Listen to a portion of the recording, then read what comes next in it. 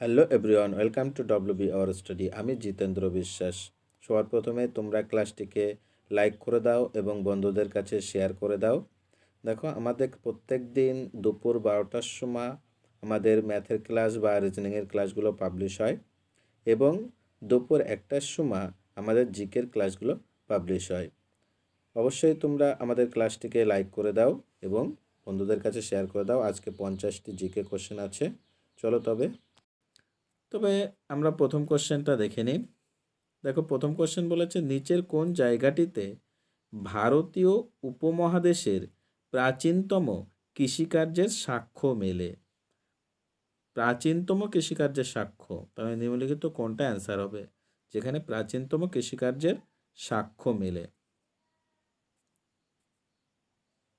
দেখো, অ্যান্সার হবে বি, মেহেরগড়। পরের কোশ্চেনটা দেখো,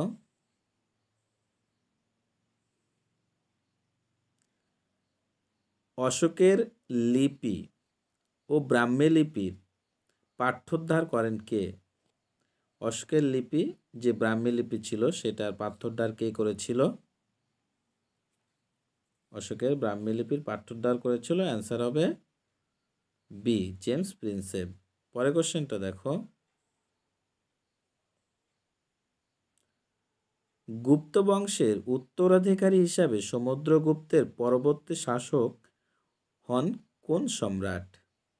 তাহলে সমুদ্রগুপ্তের পরবর্তী কোন সম্রাট শাসক হয়েছিলেন? মানে সমুদ্রগুপ্তের ছেলের নাম কি অ্যাকচুয়ালি, যিনি সম্রাট হয়েছিলেন? দেখো, অ্যান্সার হবে এখানে এ, দ্বিতীয় চন্দ্রগুপ্ত। পরের কোশ্চেনটা দেখো,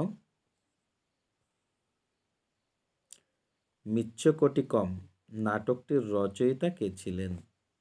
মিচ্ছকটিকম নাটকটির রচয়িতা হলেন, দেখো অ্যান্সার হবে বি, শূদ্রক। পরের কোশ্চেনটা দেখো,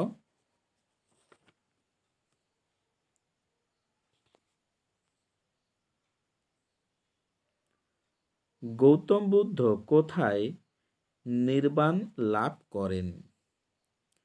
গৌতম বুদ্ধ কোথায় নির্বাণ লাভ করেছিলেন? দেখো, অ্যান্সার হবে ডি, বোধগয়া। পরের কোশ্চেনটা দেখো, মালিক কাফুর কার সেনাপতি ছিলেন? মালিক কাফুর কার সেনাপতি ছিলেন? দেখো, অ্যান্সার হবে ডি, আলাউদ্দিন খলজির। পরের কোশ্চেন দেখো, ফতেপুর সিক্রিতে ইবাদখানা নির্মাতা কে ছিলেন? ফতেপুর সিক্রিতে ইবাদখানার নির্মাতা কে ছিলেন? দেখো, অ্যান্সার হবে সি, আকবর। পরের কোশ্চেনটা দেখো, ভাস্কো দা গামা কোন বছর ভারতে পদার্পণ করেন? ভাস্কো দা গামা ভারতে এসেছিলেন, দেখো অ্যান্সার হবে এ, 1498 সালে। পরের কোশ্চেনটা দেখো,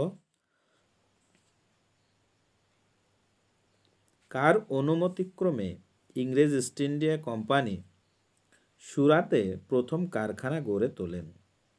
তাহলে সুরাতে কারখানা গড়ে তুলেছিলেন কোন সম্রাটের অনুমতি নিয়ে? ইস্ট ইন্ডিয়া কোম্পানি, ভারতীয়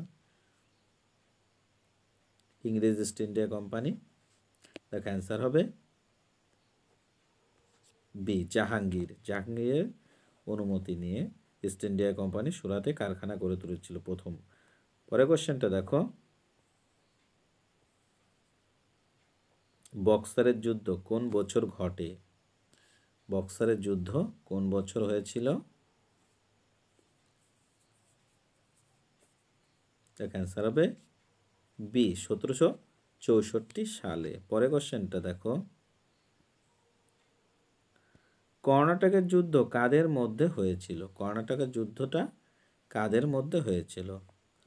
দেখো, এ বলেছে ফরাসি ইস্ট ইন্ডিয়া কোম্পানি ও ইংরেজ ইস্ট ইন্ডিয়া কোম্পানির মধ্যে। বি বলেছে ফরাসি ইস্ট ইন্ডিয়া কোম্পানি ও ডাচ ইস্ট ইন্ডিয়া কোম্পানির মধ্যে। সি বলেছে ডাচ ইস্ট ইন্ডিয়া কোম্পানি ও পর্তুগিজদের মধ্যে। ডি বলেছে ইংলিশ ইস্ট ইন্ডিয়া কোম্পানি ও ডাচ মানে ওলন্দাজদের এর মধ্যে। তাহলে অ্যান্সার কোনটা হবে? দেখ এখানে অ্যান্সার কিন্তু হবে কর্ণাটকের যুদ্ধ হয়েছিল, অ্যান্সার হবে এ, ফরাসি ইস্ট ইন্ডিয়া কোম্পানি ও ইংরেজ ইস্ট ইন্ডিয়া কোম্পানির মধ্যে। পরের কোশ্চেনটা দেখো,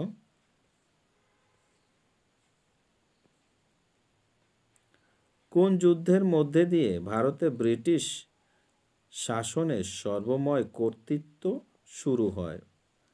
কোন যুদ্ধের মধ্যে দিয়ে ভারতে ব্রিটিশ শাসনের সর্বময় কর্তৃত্ব শুরু হয়েছিল? তাহলে যুদ্ধটার নাম কি? দেখো অ্যান্সার হবে বি, বক্সারের যুদ্ধ, যেটি 1764 সালে হয়েছিল। পরের কোশ্চেন দেখো, ভারতীয় জাতীয় কংগ্রেসের প্রতিষ্ঠাতা কে ছিলেন? ভারতের জাতীয় কংগ্রেসের প্রতিষ্ঠাতা, ভারতীয় জাতীয় কংগ্রেস যে প্রতিষ্ঠাতা কে ছিলেন? দেখো 1885 সালে ভারতীয় জাতীয় কংগ্রেস প্রতিষ্ঠিত হয়েছিল। তখন ভারতীয় জাতীয় কংগ্রেস প্রতিষ্ঠাতা করেছিলেন Alan Octavian Hume. Actually answer হবে এ, অ্যালান অক্টাভিয়ান হিউম। পরের কোশ্চেনটা দেখো, কে প্রথম ভারতীয় জাতীয় কংগ্রেসের মহিলা সভাপতি হন? ভারতের জাতীয় কংগ্রেসের প্রথম মহিলা সভাপতি কে ছিলেন?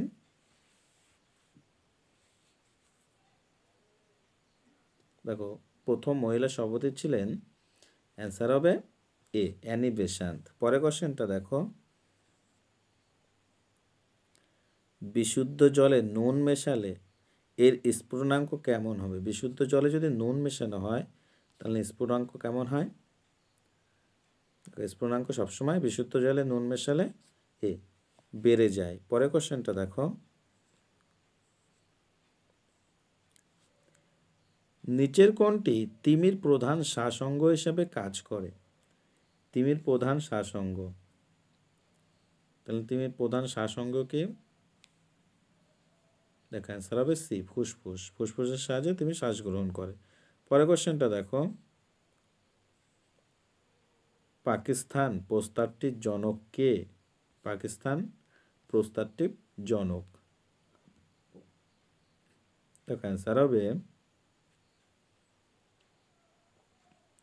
ডি, চৌধুরী রহমত আলী। পরের কোশ্চেনটা দেখো, সতনামি বিদ্রোহ কোন মুঘল সম্রাটের আমলে হয়েছিল? সতনামি বিদ্রোহ কোন মুঘল সম্রাটের আমলে হয়েছিল?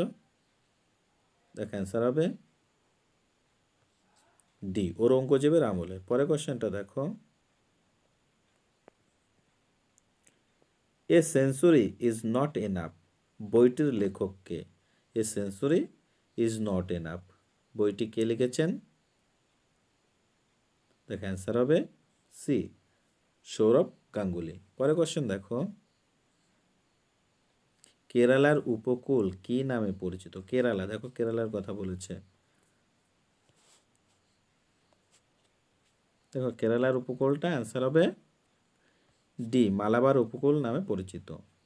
তো করমণ্ডল উপকূলটা এটা বলা হয়, তামিলনাড়ুর উপকূলকে বলা হয় করমণ্ডল উপকূল, আর মহারাষ্ট্রের উপকূলকে বলা হয় কঙ্কন উপকূল, মহারাষ্ট্রের উপকূল, আর এই উৎকলটা উড়িষ্যার উপকূলকে বলা হয় উৎকল। পরের কোশ্চেনটা দেখো, রাওলাট আইন কোন বছর প্রণীত হয়? রাওলাট আইন প্রণীত হয়েছিল, দেখো অ্যান্সার হবে বি, 1919 সালে। পরের কোশ্চেনটা দেখো, মধ্যপ্রদেশের অমরকণ্টক থেকে কোন নদীর উৎপত্তি হয়েছে? অমরকণ্টক থেকে মধ্যপ্রদেশের, তাহলে অমরকণ্টক থেকে উৎপন্ন হয়েছে বি, নর্মদা নদী। পরের কোশ্চেনটা দেখো, কুকা আন্দোলন নিচের কোন রাজ্যের সঙ্গে সম্পর্কিত? কুকা আন্দোলন কোন রাজ্যের সঙ্গে সম্পর্কিত? দেখ অ্যান্সার হবে সি, পাঞ্জাব রাজ্যের সঙ্গে। পরের কোশ্চেনটা দেখো, সমুদ্রের গভীরতা মাপার জন্য কোন যন্ত্র ব্যবহার করা হয়? সমুদ্রের গভীরতা মাপার জন্য নিম্নলিখিত কোন যন্ত্রটি ব্যবহার করা হয়? দেখ অ্যান্সার হবে এ ফ্যাদোমিটার। পরের কোশ্চেনটা দেখো,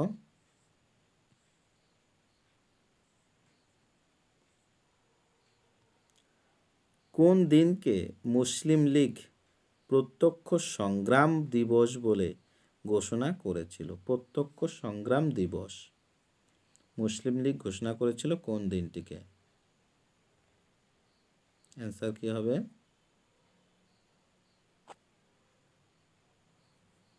দেখ অ্যান্সার হবে বি 16 আগস্ট 1946 খ্রিস্টাব্দ দিনটিকে। পরের কোশ্চেনটা দেখো, 1930 সালের 6 এপ্রিল ভারতের ইতিহাসে বিশেষ উল্লেখযোগ্য, কারণ ওই দিনটি কিসের সঙ্গে সম্পর্কিত? তাহলে 1930 সালের 6 এপ্রিল এই দিনটা কিসের সঙ্গে সম্পর্কিত? নিম্নলিখিত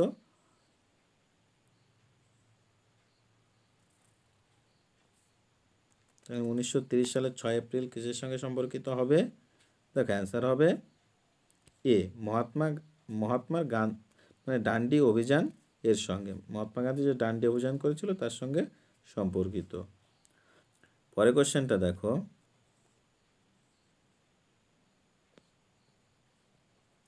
কার নেতৃত্বে খিলাফত আন্দোলন শুরু হয়? তাহলে খিলাফত আন্দোলনটা শুরু হয়েছিল নিম্নলিখিত কার নেতৃত্বে?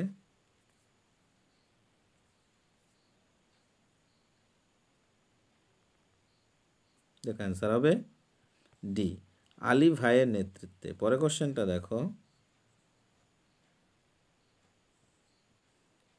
নিচের কোন অনুচ্ছেদ অনুযায়ী ভারতীয় সংবিধান সংশোধন করা হয়? তাহলে কোন অনুচ্ছেদে ভারতীয় সংবিধান সংশোধনের কথা বলা হয়েছে? নিম্নলিখিত কোন অনুচ্ছেদ? দেখো অ্যান্সার হবে বি অনুচ্ছেদ 368। পরের কোশ্চেনটা দেখো, নিচের কোন আইনকে ব্ল্যাক বিল বলা হতো? ব্ল্যাক বিল নিম্নলিখিত কোন আইনটিকে ব্ল্যাক বিল বলা হতো?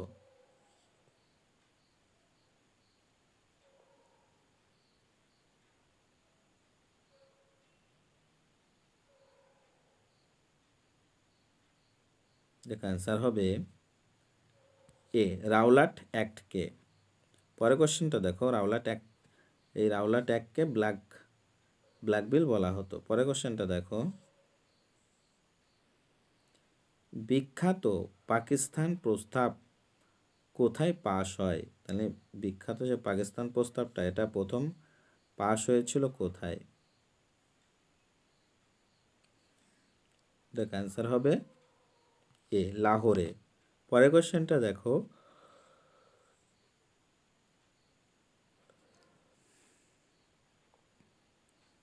সর্দার সরোবর বাঁধ নিচের কোন নদীর উপর তৈরি করা হয়েছে?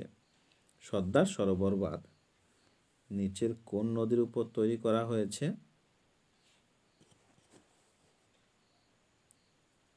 দেখো অ্যান্সার হবে বি নর্মদা নদী। পরের কোশ্চেনটা দেখো,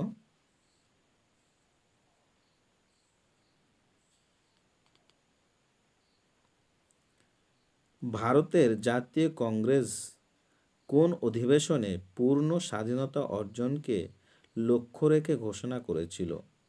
পূর্ণ স্বাধীনতা অর্জনের লক্ষ্য রেখে ঘোষণা করেছিল কোন অধিবেশন? তাহলে অ্যান্সার কি হবে?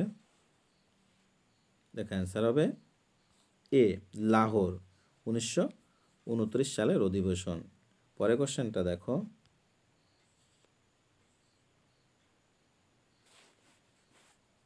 হিন্দু মুসলমানদের পৃথক নির্বাচন মণ্ডলী রূপে নির্ধারণ করার সংস্থান কোন ব্যবস্থার মাধ্যমে করা হয়েছিল? হিন্দু মুসলমানদের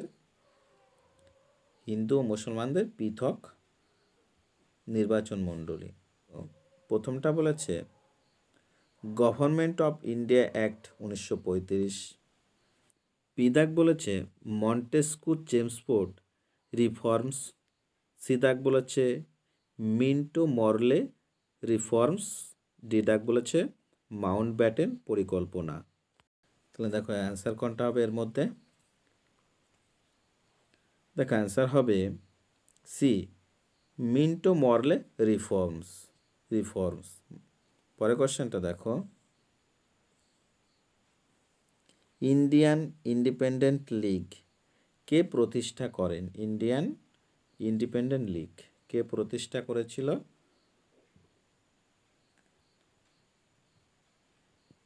দেখো অ্যান্সার হবে এ রাসবিহারী বসু। পরের কোশ্চেনটা দেখো, ভারতের জাতীয় কংগ্রেসের প্রথম অধিবেশনে সভাপতি ছিলেন কে?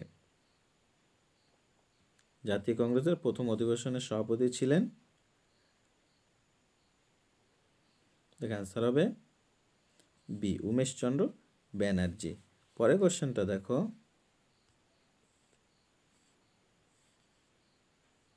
অসহযোগ আন্দোলন কোন বছর সাময়িকভাবে মুলতবি রাখা হয়েছিল? অসহযোগ আন্দোলন মুলতবি রাখা হয়েছিল তবে কোন বছর? দেখো অ্যান্সার হবে সি 1922 সালে। পরের কোশ্চেনটা দেখো, ভারতের জাতীয় কংগ্রেসের কোন অধিবেশনে প্রথমবার বন্দে মাতরম গানটি গাওয়া হয়েছিল? মানে প্রথম কোন অধিবেশনে বন্দে মাতরম গানটি গাওয়া হয় জাতীয় কংগ্রেসের? দেখা অ্যান্সার হবে সি 1896 অধিবেশন, যেটি কলকাতা অধিবেশন ছিল। পরের কোশ্চেন দেখো, নিচের কোন সারে নাইট্রোজেনের পরিমাণ বেশি থাকে? বলছে নাইট্রোজেনের পরিমাণ বেশি নিম্নলিখিত কোন সারটিতে নাইট্রোজেনের পরিমাণ বেশি থাকে?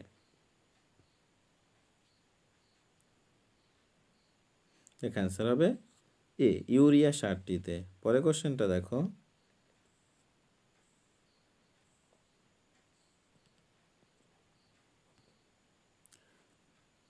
ঘরের উপরের দিকে ভেন্টিলেটর থাকে কেন? ঘরের উপরের দিকে ভেন্টিলেটর থাকে কেন? তাহলে অ্যান্সার কি হবে?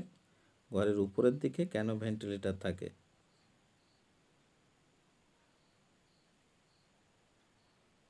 দেখ অ্যান্সার হবে সি বাতাসের পরিচলন স্রোত বজায় রেখে বাতাসকে তাজা রাখার জন্য। বাতাসের পরিচলন স্রোত বজায় রেখে বাতাসকে তাজা রাখার জন্য ঘরের উপরের দিকে ভেন্টিলেটর রাখা হয়। পরের কোশ্চেনটা দেখো,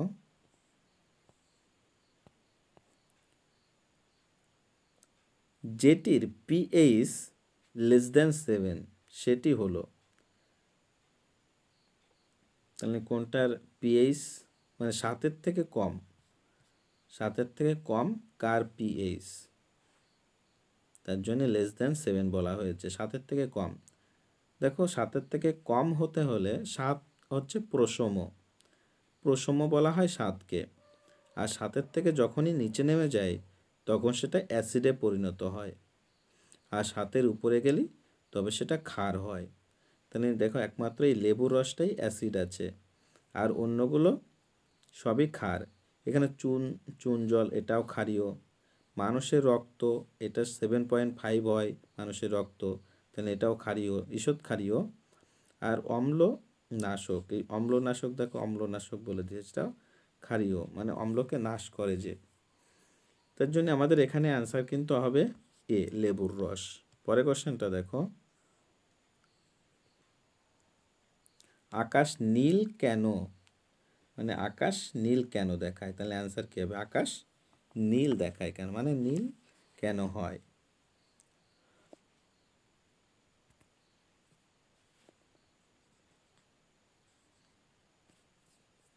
দেখো অ্যান্সার হবে ডি বায়ুমণ্ডলের প্রবেশের সময় আলোকের প্রতিসরণের জন্য। বায়ুমণ্ডলের প্রবেশের সময় আলোকের প্রতিসরণের জন্য আকাশকে আমরা নীল দেখি। পরের কোশ্চেনটা দেখো, তেহরি বাঁধ অবস্থিত যে নদীর উপর?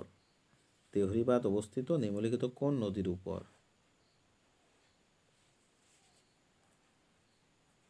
দেখো অ্যান্সার হবে বি, ভাগীরথী নদীর উপর তেহরি বাঁধ অবস্থিত। পরের কোশ্চেনটা দেখো, গুরুমণ্ডল ও কেন্দ্রমণ্ডল কিসের দ্বারা আলাদা হয়েছে?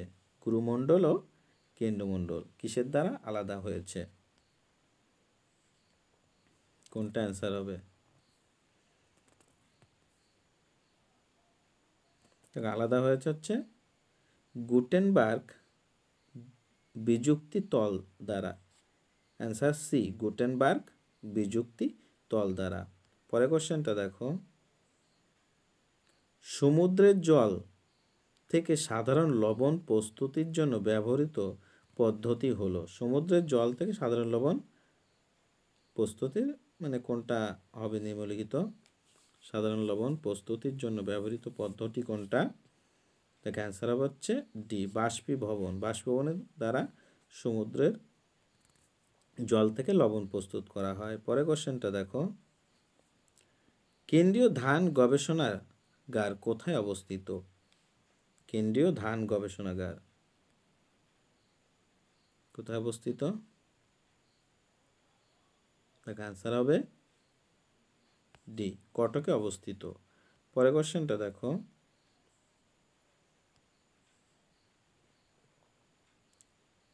কোন গভর্নর জেনারেল সতীদাহ প্রথা নিষিদ্ধ করেন? তাহলে কোন গভর্নর জেনারেল সতীদাহ প্রথা নিষিদ্ধ করেছিল? অ্যান্সার হবে বি, উইলিয়াম বেন্টিং। পরের কোশ্চেনটা দেখো, মানবদেহে ক্ষুদ্রতম অনাল গ্রন্থি হলো? মানবদেহের ক্ষুদ্রতম অনাল গ্রন্থি তোমার নিম্নলিখিত কোনটি মানবদেহের ক্ষুদ্রতম অনাল গ্রন্থি?